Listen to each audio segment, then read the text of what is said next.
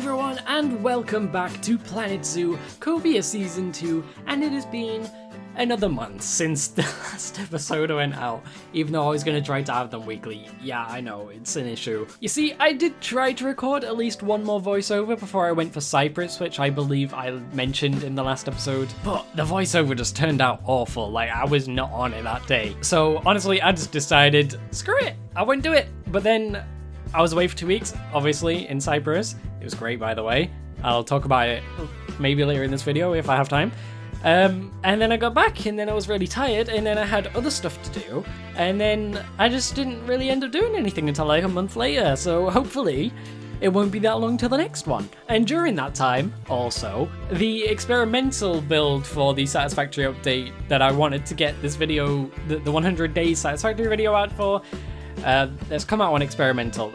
I said that in a really awkward way. The update that I wanted to release the video before has now come out on experimental. It's now in the proper release version, but let's be honest, anyone who really cares about the update is probably going to be playing in experimental, so it doesn't really matter when I get that out now, but I am still trying to get it out soon. I've already been working on it this morning.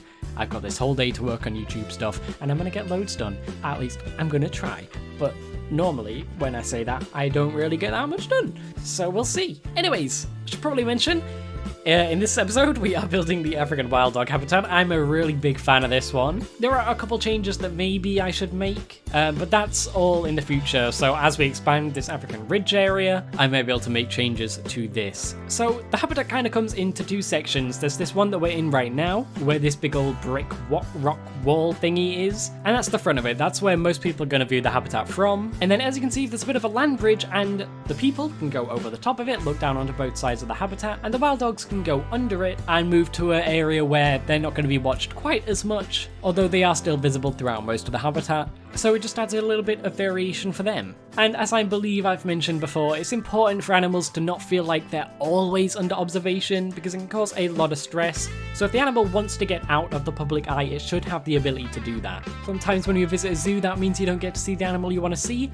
but suck it, because this animal is an animal, and it needs to have some time to chill without being watched by children screaming and getting their grubby little fingers all over the glass. It's weird talking about this, doing the voiceover now with so many months behind this build, because I've kind of completely forgotten the order in which I did stuff, so I can't really talk about it.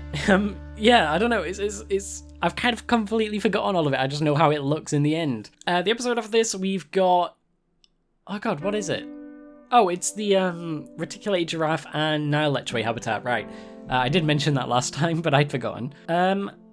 I'm really happy with that one too, so I'm looking forward to showing you it.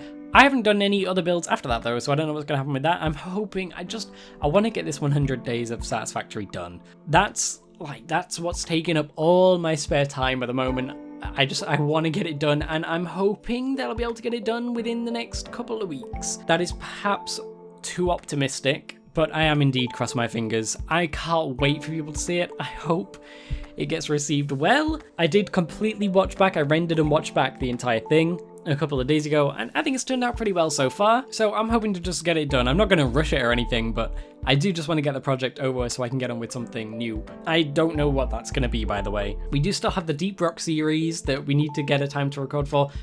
We should be able to record that soon. I'm really looking forward to that. I can't wait. I think those are going to turn out as some of the best videos I've done. After that as well, I can do some more COVEA time lapses and stuff, because right now COVEA is one of those where I can just sit down in silence and record it and build, right? And then I just do a quick voiceover after, like I'm doing right now. So there tends to be two kind of videos that I do. There's a video like COVEA where I can just sit down for ages and then it's pretty simple in post-production. Or there's sort of videos like Subnautica where I record for a bit and then take more time to edit it together. And Satisfactory right now is kind of a mix of both. It's taken a lot of time to edit, but I also have to spend 100 hours of in-game. So any decent chunk of time that I get where I would normally maybe spend that instead just chilling out and building in COVEA, I'm doing that and I'm spending that on Satisfactory. So it's difficult for me right now to think, oh, I'll jump in COVEA to do a build, because Satisfactory really is my priority right now in terms of YouTube. And if I sit down to build in COVEA, I'm just delaying the Satisfactory video, so it's like, what's the point? So yeah, I mean, I'm just looking forward to getting this Satisfactory video done.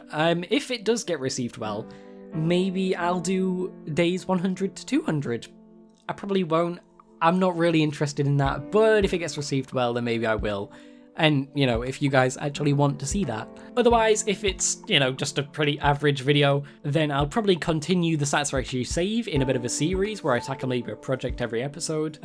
But this is all in theory right now, so I don't even know why I'm really talking about it. So once this video's done, I know I'm talking mostly about the Satisfactory video. It's kind of just what's going on with me and YouTube right now.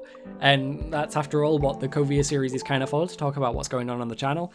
And this is very much what's going on. So after the 100 days video is out and I'm completely done with it, I can start working on COVEA in those long periods where I don't have to do anything, and I can edit Deep Rock whenever we do get a chance to record it. But other than that, I'm not really 100% sure what I want to do, because either way I want a break from Satisfactory, to be honest. I'm not going to jump straight in and do more videos on that either way. So I might end up putting up to another game vote where you guys can vote on what game it is. But the massive, I mean, pretty much the only two games that got votes last time were Satisfactory and Deep Rock, both of which got 3 votes. And those are, of course, what I'm working on. But I voted on Green Hell, so maybe we'll do something in Green Hell. Void Train is also coming out on Steam late this year, so that's an option. There's also a game called Nightingale, a survival game coming out, I think, in early access in Q4 of this year. And I am so hyped for that game. It looks like the best survival game that has released in years. And I want to jump in that game feet first, head first. I don't know. Basically, I want to go right into it. I want to dive straight in because I'm so hyped for that game. I so hope it's good. It looks fantastic. It's hands down the game I'm looking forward to the most right now. I could also make a series on Stranded Deep or The Infected. Other than that, I'm not too sure. I would love to make a series on Ark as well, but I would have to have my own server that I would have to pay for, and it's such a pain maintaining them from the experience I've had before. And I also don't know, even though I got my new PC about a year ago, I don't know if it can handle Ark. And I mean, that series would go on for years. I'd probably do it one map at a time, but with Ark, you start with the island, then I'd probably go into Scorched Earth, Aberration, Extinction, Genesis Part 1, Genesis Part 2, then I could do series on Ragnarok, Valguero, The Center, although I hate The Center, and all the other free maps. If you don't play Ark, you will have no idea what I'm on about, but I'm just kind of talking to myself right now. I just don't really know what I want to do after this Satisfactory video is done. I've put so much time into it. Yeah, I'm going to feel a little bit lost without it, to be honest. Ooh, Slime Rancher 2. That's an option too. That's coming out later this year. I really enjoyed the first game, and the second game looks gorgeous, so I'd love to make a series on that as well. But yeah, that's all. That's a problem for future Brad. What else has happened? Oh, a new Planet Zoo DLC that got announced and released as well. And it's the Conservation Pack, which is perfect for COVEA. Every single animal in that pack has to go into COVEA. It's great. So that pack introduces the Amur leopard, which is great because we don't have a leopard in the game, except for the snow leopard. The Przyrowski, I've never known how you pronounce it. It's a horse, basically. It's the only true wild horse we have left. The Scimitar Horned Oryx, which used to be one of my favorite animals in the world. The Siamang, that is, I mean, that's everyone's favorite animal from the pack, let's be honest. It's our first gibbon. How we've gone like 3 years of this game without having a gibbon, I don't know, but we have one now, so it's great. And of course, we got the Axolotl, which is going to be going in our... I'm debating whether or not to say this because I'm pretty sure I've been hinting at it for probably over a year now since, you know, we started the COVEA Season 2. But I'm just going to say it's going to be going in our night house, which is something that I've been thinking over for all that time, but I'm not really sure what I want to do with it yet. But I think that might be what I work on next because I've got so much inspiration for it, I just don't know how I want to lay it out. I think it's just one of those where I have to just jump into it and get on with it. And it'll turn out great, I'm sure. Well, great by my standards. Maybe I'm being stupid. Is the axolotl nocturnal? They are. Okay, good. So they will be going in there. You know what? Let's talk about what animals are going to be going in that, because I have it written down on my notes on my phone. If I can find them, there they are. So right now we have the binturongs opposite where the night house is going to be. That's in the Goodfellows tree kangaroo habitat. I hope they get added to the game eventually. It's not looking great for them, but I hope so. But if we don't get a tree kangaroo, then we're going to have the Malayan tapir on the outside of the night house. And if we do get a tree kangaroo, then we're going to have a giant anteater. In the night house, I also want to have a tamandua, or or multiple tamanduas. I don't know if they live in groups. I haven't really researched any of these animals. I just know that I want to have them in. So tamandua, I want the Chinese pangolin. I think that's going to be a really interesting habitat. Of course, I want a bunch of insects and arachnids and all that jazz, because those are super simple, just exhibit animals. I want to make habitat for an ii and an aardvark or an armadillo. There's only one species of aardvark in the game, and it's an African animal, so that would fit the African Ridge area. So I'm debating where to put that one right now, but if we do put in the African Ridge area, we'll go for armadillo. And then I want a two-toed sloth, a porcupine, and a kinkajou, which leads me on to my next thing, which is I got to work with the kinkajou recently. I just started volunteering somewhere that has a kinkajou. Not going to go into much more detail than that, because I don't want, I don't know, internet safety. Just leave me alone. But yeah, the kinkajou was awesome. He's so cute. He's an arsehole. But I love him, and I can't wait to see him again. I've never seen a kinkajou in real life, and now I get to work with one. It's great. But hey, we've just got a few minutes left of this time lapse, so I think I'm going to leave the voiceover here. It's been a little bit of a mess, but isn't it always? So yeah, I suppose I will see you in just a couple of minutes in the real-time part where I get to tour this habitat, and very much try to avoid showing off the reticulated giraffe habitat, which is literally right next to it. So you're going to get some awkward angles. Enjoy. See you in a minute.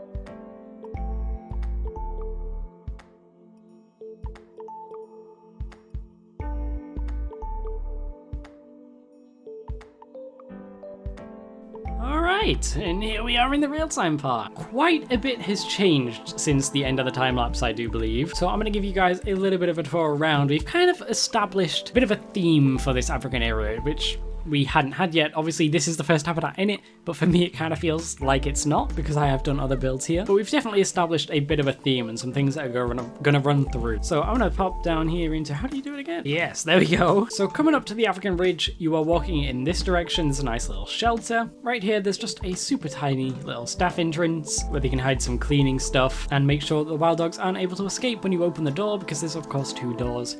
You keep one of them closed all the time. They can't escape. Whatever. Wrapping around this way, these are the ways that the guests are gonna view the animals the most. And honestly, you get a really nice view of the wild dogs. These two are walking very nicely for us. And you can look out over the bridge over there and the walkway underneath it. And here's just a quick view of the other one, which actually I think is a bit nicer. This path wraps up to the top of that bridge. It's a little bit of a wonky path. Yeah, it's not very smooth. On here on the right side, I think we're gonna have some aviaries, but I'm really not sure just yet. Now I'm just gonna go, you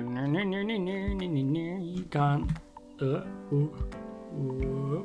no, you're not allowed to see that yet. But you can walk your way up here. This is like the big theming thing, right? I've got these rock pillars that are like rocks piled on top of each other. You got the bigger ones at the bottom, the smaller ones at the top, and it goes up in this neat little shape. And again, just looking at the hills in the background, it looks great. I'm really happy with them. To the right here, you've got a little staff entrance into whatever ends up going on this side. I'm very, very undecided about that right now. You can continue walking up here. You see more of these stacked up rocks, and then you get to the bridge. So you can look down on this side and see the main viewing area for the public. It's a pretty nice view indeed. It'll look a lot nicer when there's stuff in the background as well. And over on the other side, you can see they're much more naturalistic area. I really love the broken trees. I'd love to have more broken trees, fallen logs in this game, because you've got a really limited amount to work with. We're using these ombu trees here, and I plan to use those as well as these umbrella thorn acacia trees throughout this whole African area quite a lot. Oh, and we've got the drin grass. The drin grass looks fantastic. It's like the elephant grass but more dried out, which to me makes it feel more like an African savanna. And more of these stacked up rocks right here. I'm just going to run down real quick. You can see I've hung this up, which looks a little bit like a bee's nest. This was not my idea, but I have no idea where I got it from. These are just little African pots. There's two of them flipped on each other, and it looks really cool, like a bee's nest. And I gotta say, I love the atmosphere that these three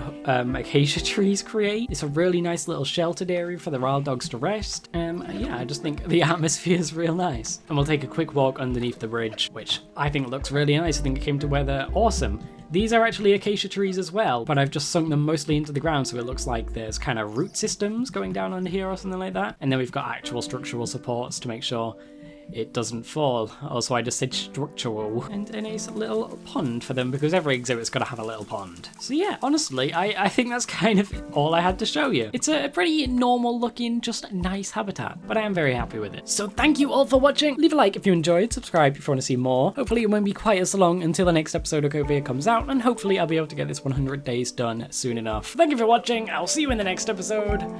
Bye guys!